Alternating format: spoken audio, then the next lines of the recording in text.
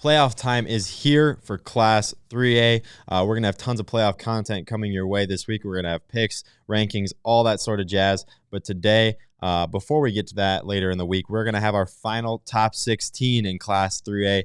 Not that it really matters at this point now that all the teams are in the postseason, but this will be the number that your team kind of has next to its name until the end of the season. Then after the state title, we will release our final rankings. But right now, let's get right into it, into our top 16. Again, the final top 16 in Class 3A, starting with Fort Madison. I believe this was the final team that got in as a wild card, and they get to head to Solon. They picked up a nice win last week.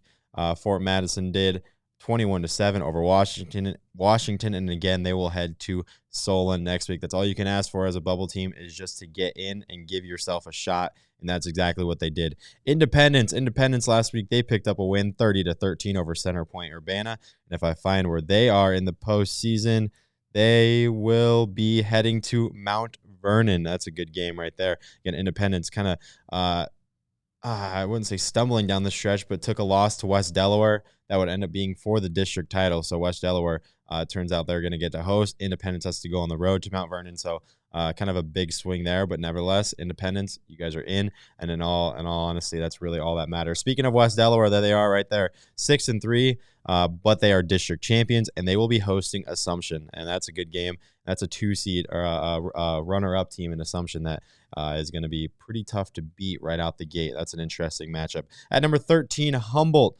the Wildcats, they sneak into the playoffs as well, picking up a nice win last week, and they will head to, let's see, Humboldt is heading to Williamsburg. So Humboldt getting in as a wild card, I do believe. I don't think they finished runner-up. I think that was Webster City. But Humboldt gets in as a wild card nevertheless. They will head all the way to Williamsburg to take on the Raiders. Williamsburg, again, another runner-up team, a really good runner-up team, and with the playoff format, some of the better RPI teams that finish second in their district get to host.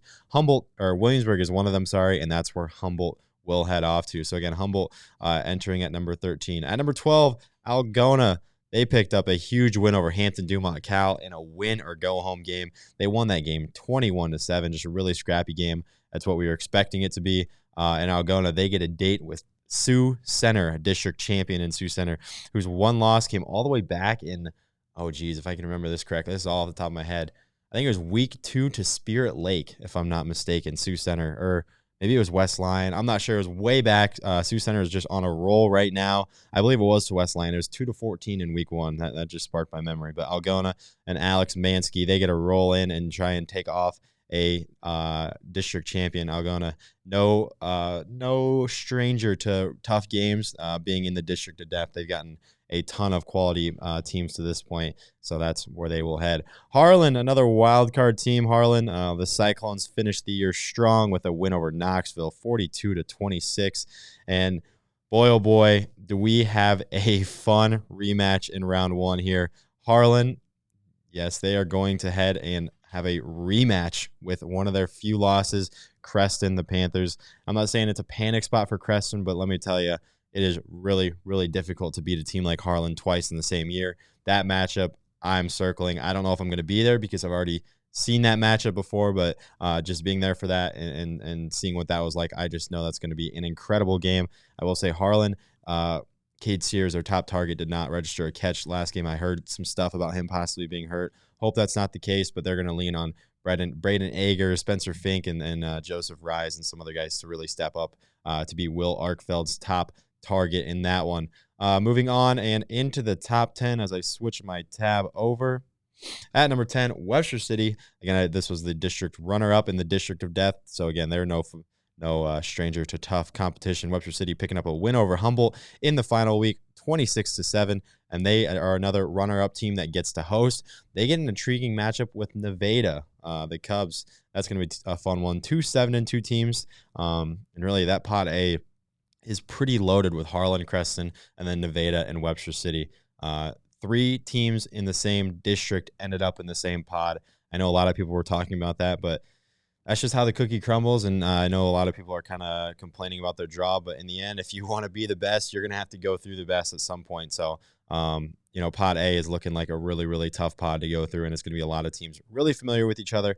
But Nevada and Webster City, two teams that are not familiar with each other, will get to square off in round one. Moving to number 9, just talked about them. Nevada finished runner-up in the district with Creston and Harlan, and they closed out their year with a big win over Atlantic, 42-7. Cason Stevenson, obviously the star for the Cubs. He's going to look to lead them to a road victory in round one. Moving on to number 8, Bishop Heelan, a runner-up. They finished the year with a 62-27 victory over MSC Floyd Valley. Heelan, let's see, they are off to Clear Lake. 2 8-1 teams. Heelan's lone loss is to Sioux Center, a team ranked just above them, and they will get to square off, with the District of Death champion in Clear Lake, the Lions. Moving on, like I just said, Sioux Center is the team that finished on top of Heelan in their district. That means Sioux Center gets to host. We talked about them. They will be hosting Algona, a pretty tough Algona squad, but Sioux Center obviously battle-tested and has just had a great year to this point. Moving on to number 6, Clear Lake. Clear Lake finishes just outside the top 5. They had a nice win, 56-7 over Charles City. Obviously a district champion, like we just said, and Clear Lake will host Bishop Heelan, a district runner-up. Good matchup right there. As we get into our top 5, not too much movement inside the top 5, nor does it really matter at this point. Assumption 7-2. They finished the year strong with a 56-0 win over Mount Pleasant. And Assumption will head on the road to a district champion in West Delaware. Definitely a matchup Assumption has to like amongst all district champions. West Delaware still a really good team with Brent Yankovic, but really kind of dodged a bullet, I'd say, and Drew had a pretty good draw from my point of view. Moving on to number 4, Mount Vernon. This team is just on fire as of late. They're one kind of slip up to Solon, but ever since then, this team has just been incredible. Joey Romberg at the helm. They get to host a district runner-up team in Independence that's going to be hungry and looking to bounce back, and a team that kind of felt like they should have been a district champion. So Mount Vernon, Independence, really fun matchup there. 2 Mustangs going at it in round 1 in Class 3A. Number 3, Williamsburg. Williamsburg finished strong. A really good win over Benton, a team that was on the bubble and really needing a win, but the Raiders took it to them, won 28-7, and Williamsburg will get to host a home game against Humboldt, who statistically has the worst record in the Class 3A playoffs. But let me tell you, Humboldt is not a 5-4 team. Ever since they've gotten Lance Kuhn back, they've been competing in just about every game, and that's going to be a really intriguing matchup over in Williamsburg. At number 2, Solon, kind of a surprise district champion, I'd say. Took down Williamsburg in a shocker and just kind of never looked back since then. Their one loss is to Assumption way back in like week 3 or week 2. Maybe that might have been week 1, actually. But they pick up a 52-0 win over South Tama, and they will host Fort Madison in round 1 in Pod B. And your number 1 team, the Creston Panthers, the lone undefeated team remaining in Class 3A, rightfully the number 1 spot. But let me tell you, we talked about it before. They get a pretty tough draw on a team that they had an instant classic with way back in a few weeks ago, probably about a month ago to this point. It's Creston, it's Harlan. You can watch that IA rewind on YouTube. We were at the original game. We got a ton of great shots, so going to plug that. If you kind of want to see what that matchup might look like, Cale Turner against Will Arkfeld, just a shootout and ton of, Harlan, the historic program, Creston on the rise, looking to, make a run with one of its better teams in the last decade. So that one's going to be a ton of fun. That's kind of my matchup I'm circling in Class 3A just because I'm biased and I've seen both those teams already, and they're a ton of fun. But Creston, they finish as your number 1 team in Class 3A. And that's all I got. 8 minutes in and out of here. Be sure to subscribe to IA Sports. I'm going to have tons of playoff content coming your way. We're thinking about ranking the pods and seeing who's got the toughest draw. We're obviously going to be picking games.